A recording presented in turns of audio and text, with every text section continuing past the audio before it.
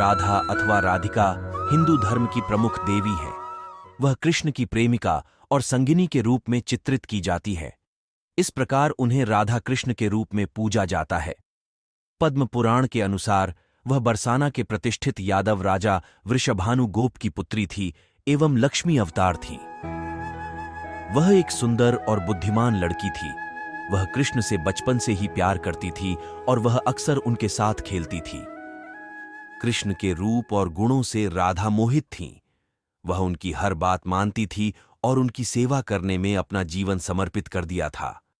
राधा और कृष्ण का प्रेम अद्वितीय था। यह एक ऐसा प्रेम था जो भौतिक सीमाओं से परे था। यह एक ऐसा प्रेम था जो आत्मा की गहराई से निकलता था। राधा रानी हिंदू धर्म में एक महत्वपूर्ण देवी हैं।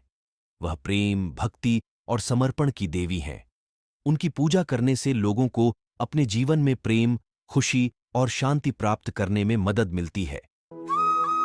अगर आप हमारे इस YouTube चैनल पे पहली बार आए हैं और इस चैनल को सब्सक्राइब नहीं किया है तो सब्सक्राइब कर लें और बेल वाले आइकॉन को दबा लें ताकि हमारी आने वाली तरह तरह की रोचक बातें, कहानियां इत्यादि आपको समय समय से मिलती रहे और उसका नोटिफिकेशन आपके पास पहुंचती रहे। तो चलिए शुरू करते हैं आज के इस वीडियो को। आज हम श्री राधा रानी की महान उदारता के बारे में एक छोटी सी कहानी में जानेंगे, इसीलिए इस वीडियो में अंत तक बने रहें। श्री राधा का श्याम प्रेम सीमित नहीं है, वह अनंत है और वे उसका वितरण करके परम सुखी होती हैं। वे हर समय सचेत और सचेष्ट रहती हैं कि उनकी सखियां भी उन्हीं की भांति प्रियतम सुख का आस्वादन करें। प्रत्येक क्षेत्र में उनका यह सहज उदार स्वभाव क्रियाशील रहता है। झूलन लीला हो रही है। प्रियतम श्री कृष्ण और उनकी आत्मस्वरूपा श्री राधिका जी एक हेमोज्वल हिंडोले पर विराजमान हैं। सखियां झुला रही हैं। इतने में राधा जी के मन में आता है कि ये सुख मेरी सखियों को भी मिले। मन में क्या आता है? हमारी श्री राधा का यह नित्य व्रत ही है।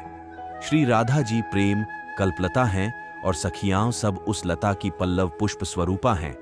अतएव प्रतिपल अपना रस देकर वे उनको प्रफुल्ल और पुष्ट करती रहती हैं।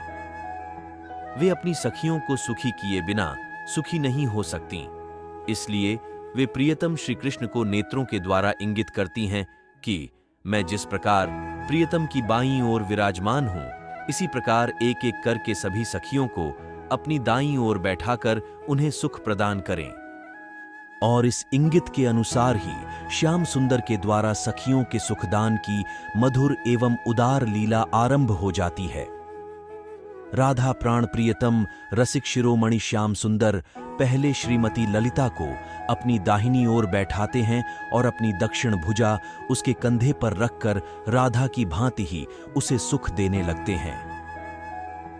यह देखकर सखी कुंदलता मृदु मुस्कान के साथ कहती है, देखो देखो सखियों, आज यह कलंकहीन पूर्ण चंद्र अपनी प्रियतमा राधा और अनुराधा को अपने वाम और दक्षिण में लिए ज्योतिर्मंडल के साथ आकाश से पृथ्वी पर उतर शोभा विस्तार करता हुआ झूला झूल रहा है।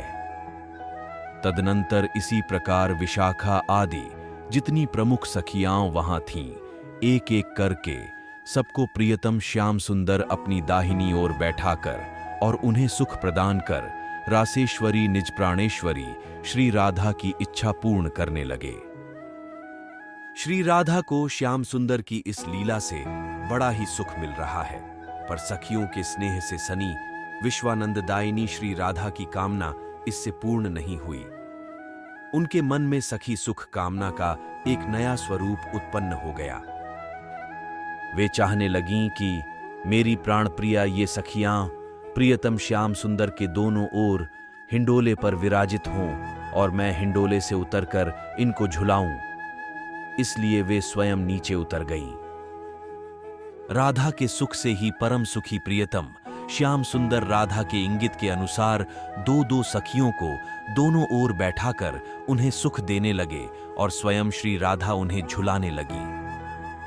सखियों ने भी निज सुख कामना से नहीं, प्राण प्रियतम श्री कृष्ण और अपनी आधार रूपा श्री राधा रानी की इच्छा पूर्ण हो और वे सुखी हों, इसी हेतु से इस लीला को स्वीकार किया। राधे राधे। जय श्री कृष्ण। इस वीडियो में अंत तक बने रहने के लिए धन्यवाद। यदि आपने इस चैनल को अभी तक सब्सक्राइब नहीं किया है और आप हमारे इस YouTube चैनल पे पहली बार आए हैं, तो आप हमारे इस YouTube चैनल को सब्सक्राइब कर लें और बेल वाले आइकॉन को दबा लें, ताकि हमारी आने वाली तरह तरह की रोचक बातें, कहानियां इत्यादि आपको समय समय से मिलती रहे और उसका नोटिफिकेशन आपके पास पहुंचती रहे।